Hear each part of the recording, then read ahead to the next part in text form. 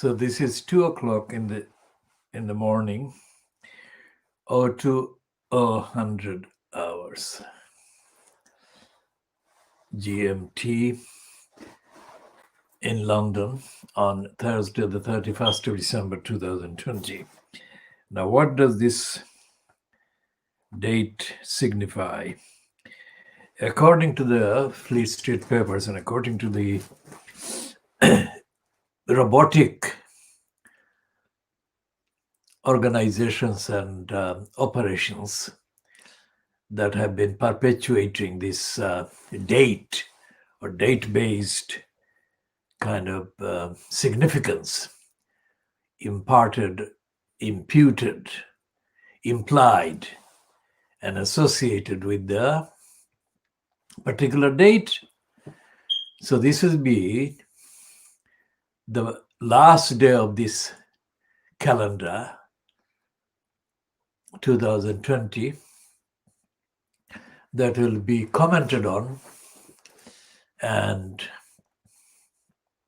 mentioned and made a big thing out of by the mechanical, robotic, zombified and zombifying mainstream media.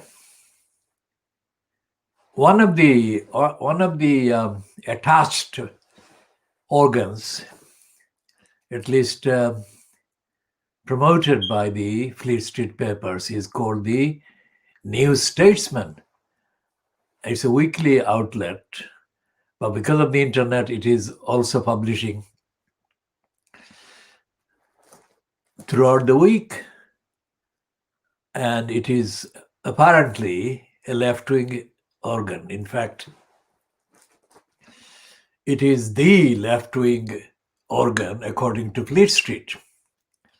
And Fleet Street being totally opposed to left-wing anything, when the left-wing is celebrated and promoted by the Fleet Street liars, then the contents of that left-wing outlet must be seriously questioned. And the New Statesman, which we have been calling since the late 1980s, New SS, that is, New Statesman and Society, and we have abbreviated that into New SS. And the reason we have called it New SS is also because it sounds like the Nazis' SS. And the reason why we call this title New SS is because of its contents and its role, which have been racist, imperialist, corrupt, criminal, and anti-left, anti-democratic, anti-society. I had encounters with what the private lie calls the Sherpa, or he used to call the Sherpa because of, I think, his half Nepalese kind of origin, Anthony Howard. Howard was a racist liar. Howard was half Nepalese, but he was absolutely, totally racist in the mode of, let's say, T.B. Macaulay, in that he saw the whole subcontinent as Macaulay did. And Tony Howard was for quite a while editor of the New SS.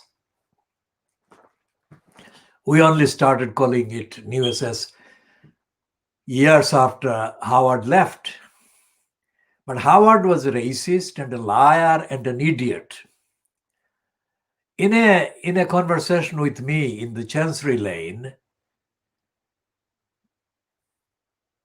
Howard patronized me by saying that he didn't run my piece about the conservative policies against the society generally and against the ordinary people. But he said He couldn't explain to me why he couldn't publish it. I pressed him, but as it was a chance encounter, he was going east towards Fleet Street and I was going west towards Holborn. He said that he did appreciate my good typing. Now, the reason why the liar couldn't explain why he didn't publish was because he was racist. He was unable to explain. He was unable to point out anything that was factually or otherwise wrong with my item. So we should be talking more about the editorial line and the editorial lies. Now, New Statesman was never a New Statesman. It was a completely corrupt version of whatever could be called an alternative to the capitalist right-wing reactionary imperialist status quo, when it was apparently established by the pair Sidney and Beatrice Webb. And the New Statesman remains a racist paper, remains an imperialist organ, and remains a corrupt outlet, despite the various shades of differences between the outlook of the criminals who have been imposed as editors of the New Statesman. The outlet has not changed. And as I said, it has remained the favorite kind of left-wing organ, periodically referred to by the racist criminals in Fleet Street. Now, today's papers, Fleet Street organs, are not different, as I said in the last edition, which was broadcast in the last hour, which was part A of the date 30th of December 2020. That we last had a substantial kind of broadcast 24th of December 2020. And in the dates between 24th of December and 30th of December, there had been publications and there hadn't been no papers on the 25th of December, of course, but there have been other dates when they appeared. The dates on which they did appear and the fact that they contained printed words and copy didn't make any difference to the agenda, the narrative, the line, the role, and the denials. And what the Fleet Street papers, the liars, have in common is that they all shore up the congenital liar Boris Johnson. And they also shore up, compared to their role in intensely shoring up Boris Johnson, they also approvingly refer to Starmer. Now, the newspapers, the so-called newspapers, are uniform and they are different in the commercial kind of tactics that they take in order to get the advertisements and the circulation.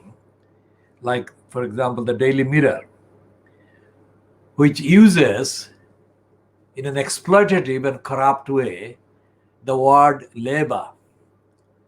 I mean, it is supposedly a supporter of what the Labour Party as the opposition to the Conservative Party is. But it's not ideologically different. It is not ideologically different on any issue whatsoever. And it is obvious in the headline for today, Thursday, the 31st of December. It is saying words that are not directly naming Johnson,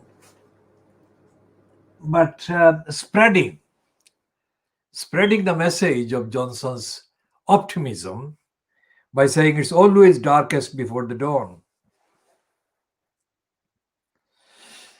And that is the biggest kind of headline. This smaller subheading is another grim day, 981 deaths, hospitals struggling to cope, and 20 million more moved into tier 4. Yet real hope too, as the new vaccine is approved. The Daily Mirror is a lying, stupid, ignorant, and lyingly and stupidly and ignorantly, quote, edited, moronic tabloid from Fleet Street. The vaccine is approved is poisonously, lyingly misleading and is intended to mislead people. Approved does not mean proven as safe by the people who are being vaccinated.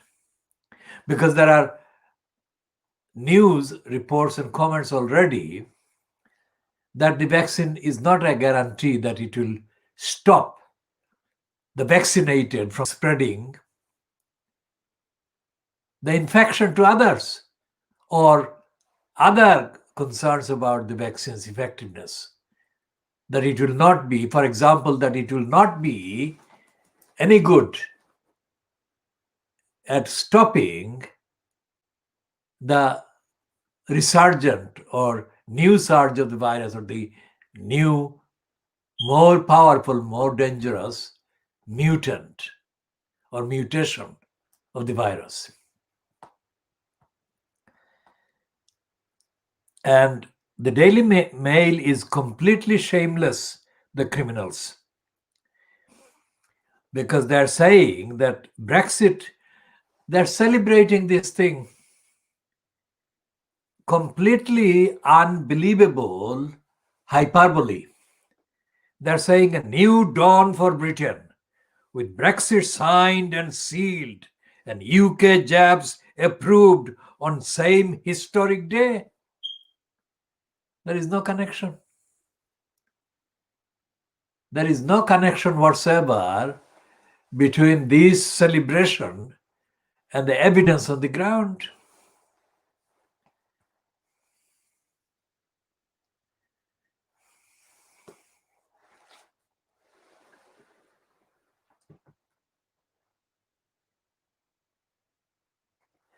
The Daily Mail is not the only one, of course.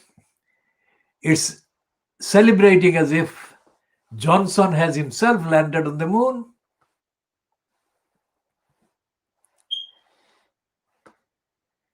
And the same thing, the same word, the giant leap, the leap that was used in 1969 about the landing, or the Americans landing on the moon, is being used here. It's unbelievable. Unbelievable stupidity, and the unbelievable and astonishing stupidity on the part of the gullibles that these Daily Fleet Street lying organs are addressing. The gullibles will be thrilled, most of them, at this stupid language. One giant hope for mankind. How can that be? How can that be anything to do with Britain? Is a giant leap for mankind. It is leaving Europe's biggest experiment at cooperation for for 70 years since the Nazis' war on the rest of Europe. And the Times is not far behind. It is saying jabs mean freedom by Easter. Freedom. It's completely untrue.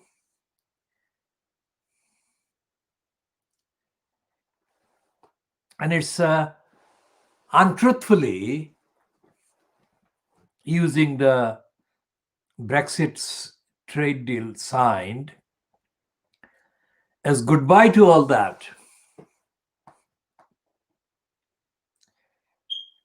Now, there is a different approach on the Daily Star front page, which is having a go at Gavin Williamson, who is so-called schools minister, and it's giving him the mark C-,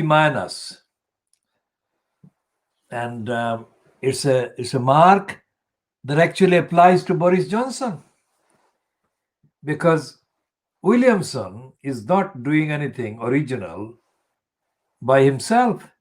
Williamson is only the face of Boris Johnson when it comes to schools and the stupidity about schools being kind of given contradictory positions.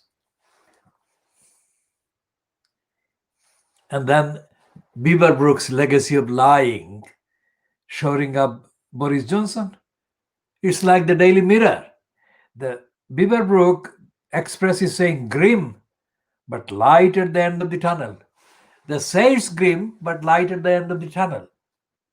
What they don't say is that the tunnel is going to be quite long.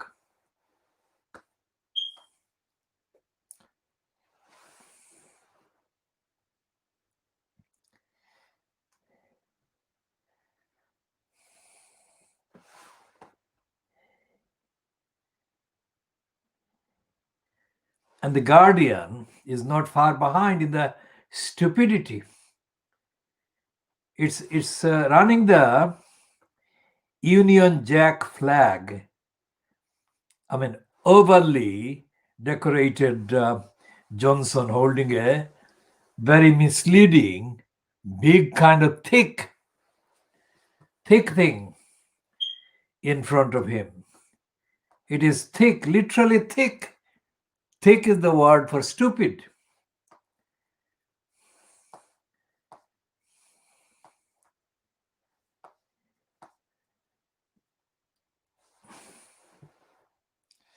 And the Financial Times too is celebrating the jab as game changer. And the lying goes on without any kind of restraint. The Financial Times, the Boris graph, which you haven't quoted because it is too stupid to be quoted, even for its own lying standards of no standards. So the newspapers on Thursday are going to tell lies about the success that Boris Johnson has achieved in his record of daily lying and contradiction. Because, as I said, there is a whole line of Boris Johnson peddling excuses and pretexts in Fleet Street papers and by the BBC and Sky News and ITV and Channel 4, that every single failure and contradiction by Boris Johnson is treated as a celebratory, as a celebratable kind of achievement by him. This is the depth of the darkness that this society is plunged in, while thousands more are being neglected daily, and there is no accounting in the papers.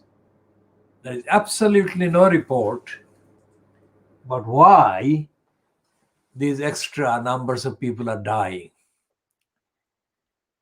And there has been admission in some of the so-called social platforms that the most of the statistics, most of the information about the clinical kind of evidence about the vaccine and about the pandemic, most of the information, the data, the statistics is not being published, is not being released. So as we have been saying from the beginning of this series of broadcasts about the role of the Fleet Street papers, that they are not telling the truth about the conduct, the behavior of the virus and the pandemic as to how it behaves. A to Z is the phrase that we have been using. And this has now been confirmed by others. We have been vindicated by others. We don't say anything artificial. We don't say things like any kind of comment, including the fact that Boris Johnson is a congenital liar. These are the opinions of most people who are observing Johnson's negligent, failed, dishonest kind of career. The astonishing thing is that even though the absolute majority of people observing Johnson in office agree, like the majority of the people who observed Donald Trump agreed that he was a liar, that at the same time there is no demand from the opposition for Boris Johnson to quit. No demand really. No demand in the sense that there is no demand with any traction. There are individual MPs and others who have been, of course, predicting that Johnson would collapse and fail. They've been predicting this even before Johnson actually removed Theresa May and got in as the incumbent in the post of prime minister, that he would collapse within a matter of months. Now, he has been in place more than a year now. And he has been daily failing, daily neglecting, daily contradicting, daily lying. And yet he is still in office as incumbent. So they say in the Daily Mirror or online Daily Mirror, they say that Boris Johnson has actually been not performing very well. But they don't say why. They don't say that he should go.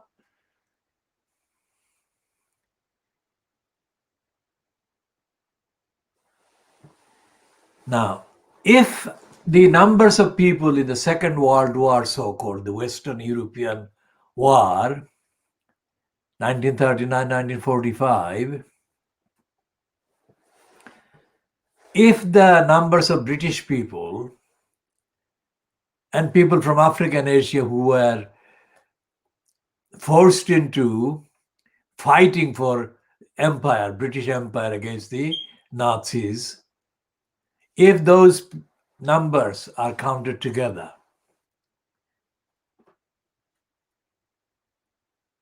the numbers of deaths of those people during the engagements against the Nazis would be smaller than the number of deaths that have been occurring daily due to the failure to protect the people from the virus by the Johnson administration. That's only a measure of the catastrophe that is happening right now as we speak, as we broadcast, as we opine and commentate and observe what is going on.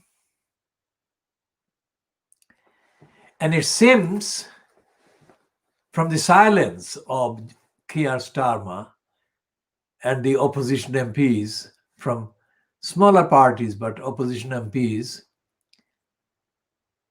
about Johnson's failure, and Johnson's failure being centrally involved, relevant to the level, the quality, the actual fact of the availability of care, health care, and the protection of the people from this virus,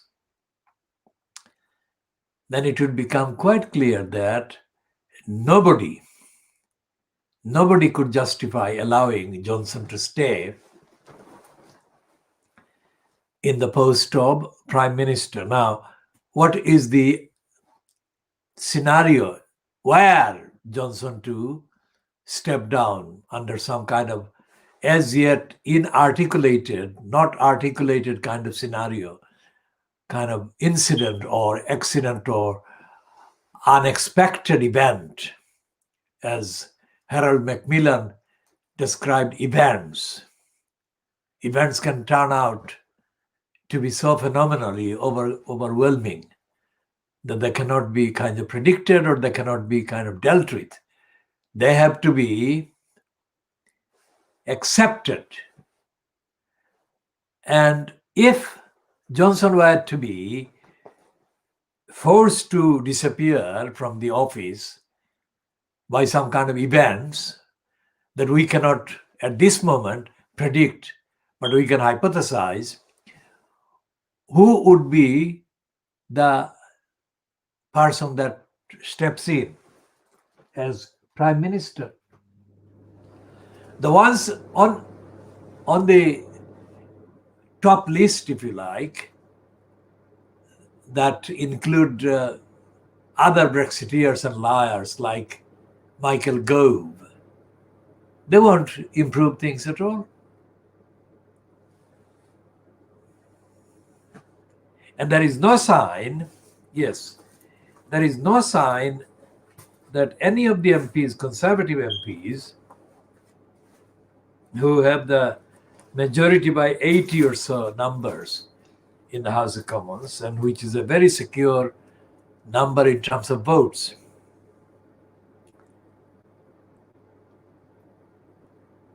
even if all of them were to kind of disagree with Johnson, it is not necessarily the case that they would vote against his measure. And they haven't, because they've just voted through this thing, the so-called Brexit agreement.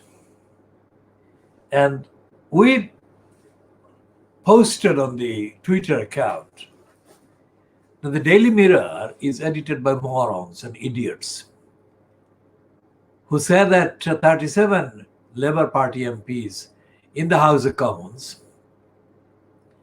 have revolted and 2 have resigned against Keir Starmer because Starmer has backed Johnson's deal with on the Brexit thing. We condemn the Mirror as morons because we say that even 37 is not. 37 opposing the deal does not constitute revolt. And the same analysis we have made about any of the papers saying that Conservative MPs opposing or criticizing or expressing reservations against the contents of the deal as constructed or scripted by Johnson's cabal, even they, being critical, don't constitute rebels, which is the correct description. They're only doing criticism. Doesn't mean they're staging a rebellion. And rebellion, to have any traction, any substance, the word rebellion has to have much more than 37 on the Labour Party side and 20 or so on the Conservative side. Even if 100 Conservative MPs spoke against or voted against Johnson, it would still not be a rebellion. This is the central diagnosis of the corrupt and ignorant and stupid state of intellect that is behind the editing and the writing of this Fleet Street. They are very ill-informed and use ill-founded concepts and terms and suggestions. And as we have said, the Fleet Street papers are shoring up Johnson, while at the same time running evidential items of his failures, serious failures, both on the Brexit deal or no deal and on the massive rise in the numbers of people being infected in this country, and also the contradictory position about the lockdown, the restrictions being imposed on people, on schools, and the schools issue is being made even more complicated by some of the things that the United Nations is saying generally. The United Nations and the especially World Health Organization, which is fronted by a man from Ethiopia whose record in Ethiopia as a minister before he took over the UN Health WHO. His record is bad, poor, and he has been accused of being a complicit with the Chinese government from the beginning. And he has been accused of complicity with Bill Gates and other kind of enforcers or corporate agenda pushers behind the vaccine.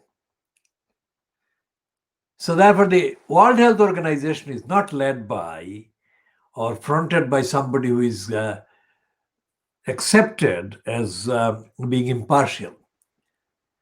He is treated as a stooge of the Chinese government. And he's accepted, he's actually condemned as a colluder with Bill Gates and others with the same agenda. And the World Health Organization, quite apart from and quite separately from the pandemic, the coronavirus, has been ill-led and ill-organized for decades. The World Health Organization has not got a record of overseeing, auditing, looking at the evidence of the various member states in terms of preparing and updating and maintaining their health services or their response to the health needs of the citizens in those countries. So what we have been saying for the last few months about the NHS being neglected by the British government, serial governments, it also applies to the World Health Organization, in that the World Health Organization, despite the correctly named kind of title, has not been helping the world in preparing for the protection of the health. And this then relates to the actual role of the United Nations bureaucracy itself. Anyone who studies daily the issues that the United Nations agencies post on the social media would know that the United Nations is run by a crafty kind of set of media strategists who, on the one hand, want to jump on the bandwagon of a good news story that can be kind of exploited to show the United Nations agencies in good light. But on the other hand, it does not condemn, let alone demand, the failing governments on all these issues that the United Nations is boasting about or is concerned about. We shall, of course, have more details of the failures and the corruption of the United Nations. And that would include, of course, the United Nations' own kind of peacekeepers and other forces deployed under the banner of the United Nations being involved in mass rapes of women and girls in countries that they're deployed to help. So when the United Nations own personnel are guilty of rape, I mean that is a point of no return. That kind of situation and reality is absolutely unbelievably conclusive evidence that the world is the ordinary people, the people that are violated across most of the countries that the United Nations actually is supposed to be concerned about, but is not vocally, actively speaking about. Those people have no chance of any support coming to them in time. And that includes the people in the so-called developed countries like the UK, the United States. It is absolutely horrendous that the United Nations agencies have not posted things about the United States, the failure by the Trump administration or the Trump misadministration to protect the people of the USA from the virus. And there is no contextual connecting by the United Nations, by the World Health Organization, of the people being neglected by Trump, denied help by Trump,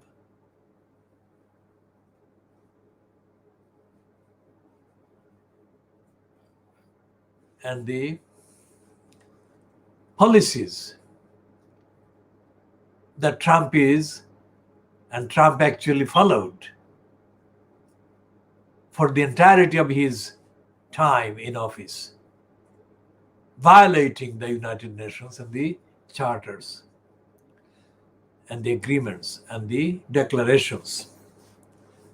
And so what is happening here in the United Kingdom is the same. And the United Nations doesn't refer to the UK at all. The failures of the UK, the contradictions by the UK government at all. And it hasn't, as far as we have seen, even commented on the increase, the rapid surge in the last few weeks in the virus and the mutation that has occurred.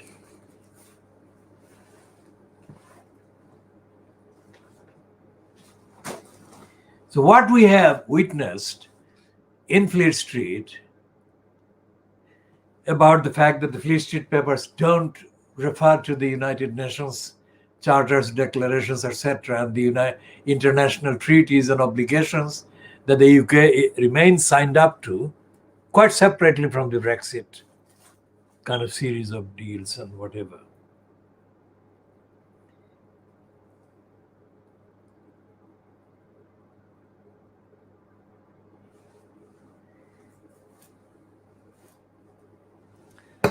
The United Nations itself is not anywhere near being concerned, even by kind of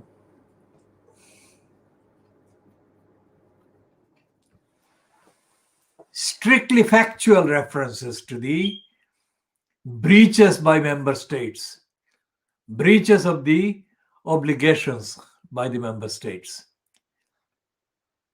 obligations that they are required to discharge as part of the signatures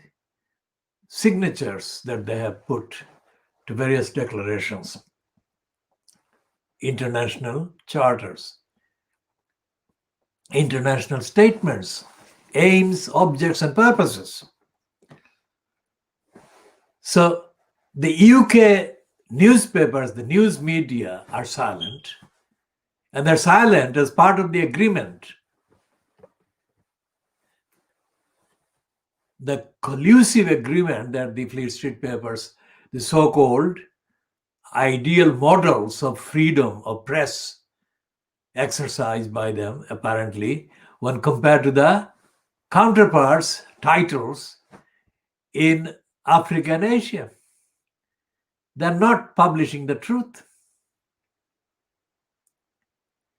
So when the trucks were kind of blocked because of the problems with France imposing restrictions on UK transport entering French territory after the increase in the UK virus rate and infection rate and the mutation and the surge, Fleet Street immediately jumped and condemned France as if France was an enemy.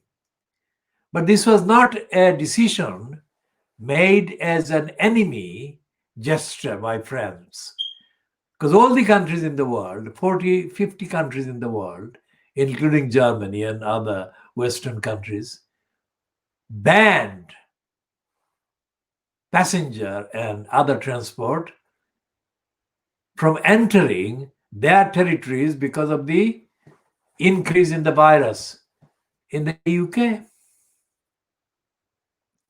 This is absolutely typical, thoughtless, racist, Little Englander, hateful campaign that is doomed to destroy the level of access to goods and services that UK's membership of the EU allowed it for the best part of 60 years. Because there will be tariffs. If there are tariffs on both sides, let's say by the UK on EU countries' goods and passengers or whatever, and vice versa by the EU countries on the UK's persons and passengers and transport traveling into those countries, there is an additional restriction. It's an additional diversion. It's an additional cost, which is the absolute opposite of taking back control.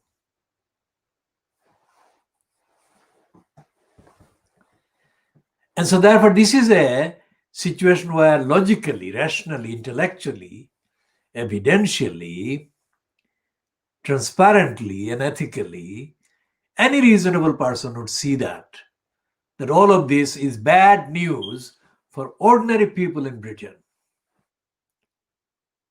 And yet, Starmer is not talking. Starmer is not talking anywhere near what we are talking about. Starmer is not even saying 1% of what we are saying. And nor is the Fleet Street or the BBC or the ITV or whatever. What ordinary people are saying, ordinary people that are concerned about the actual reality of the various access to goods and services, is not being picked up or is being suppressed by Fleet Street and the BBC, They're not admitting the same thing. They know that, but not telling the readers or viewers and listeners. And we said in a post during Wednesday, the 30th of December 2020, where is the BBC's creepy ape, APE? It's not ape like the creature, but assistant political editor Norman Smith. Now, Norman Smith, in a kind of contextually imaged likeness, could be described as looking like Andrew Marr.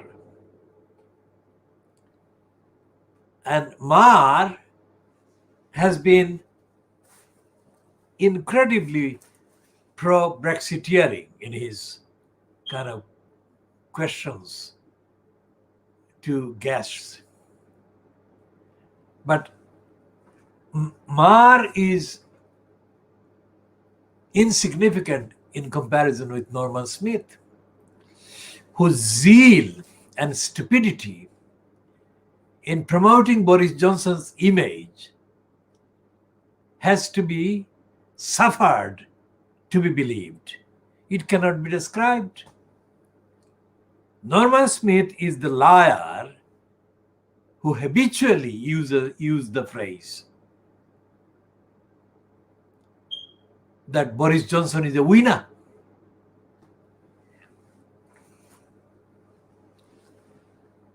Smith, the moron, did not understand that Johnson was winning by lying to the people to whom he was pledging service and dedication.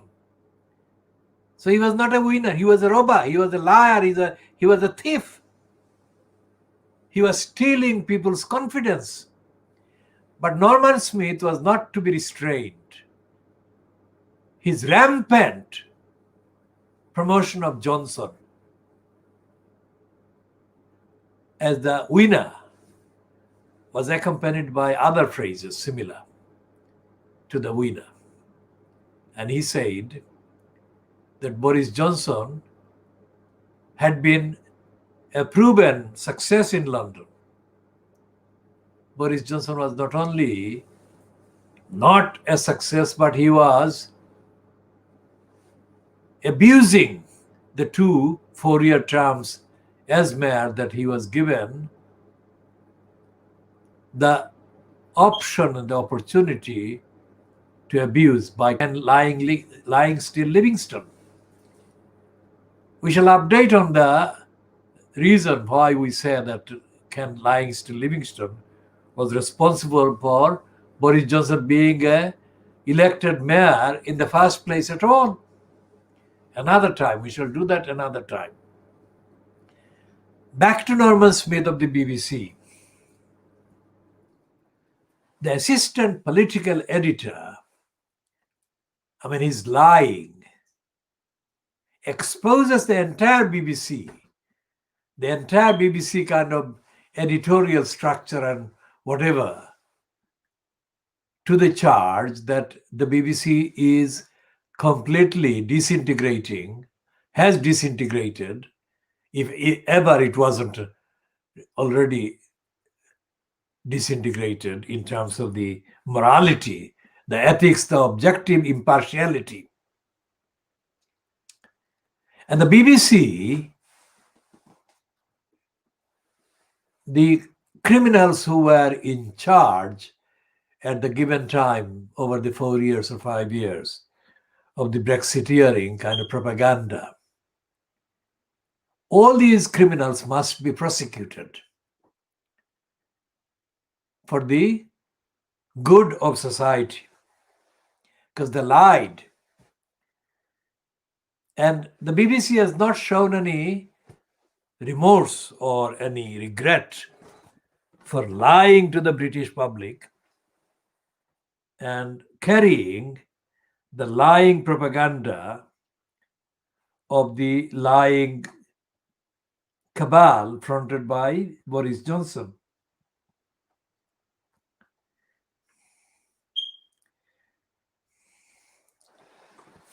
I mean, this is the kind of banal headlines in the I newspaper today. Where is that headline?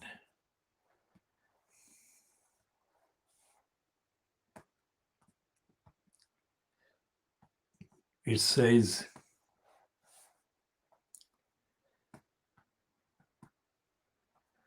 vaccines for all. It is as stupid as that. Vaccines for all.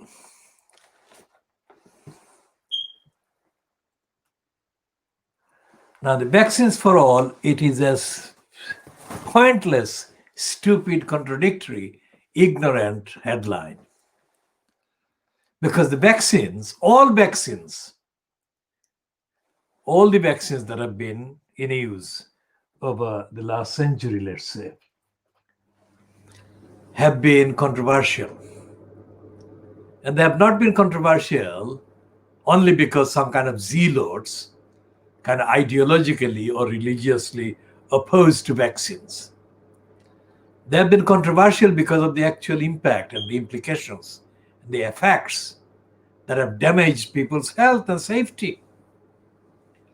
And they have been found to be unsafe on many grounds in clinical examinations and experiments. So vaccines for all is stupid, irresponsible, and is evidence that they are actually carrying an agenda there. They're not carrying the news. They're not carrying the objectively acquired, researched information. They are carrying the agenda.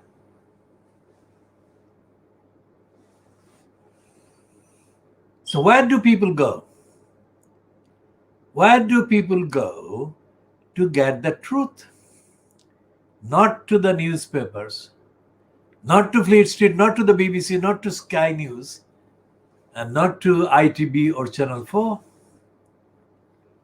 So this is the point of no return, as I said, in terms of the kind of media doing the responsible thing and helping people get the information, get the truth.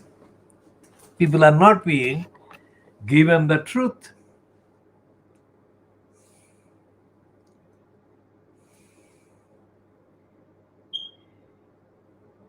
So we shall be continuing throughout the day with part 2, 3, and 4. This is 6 minutes or 5 minutes to 3 in the morning of Thursday, the 31st of December 2020.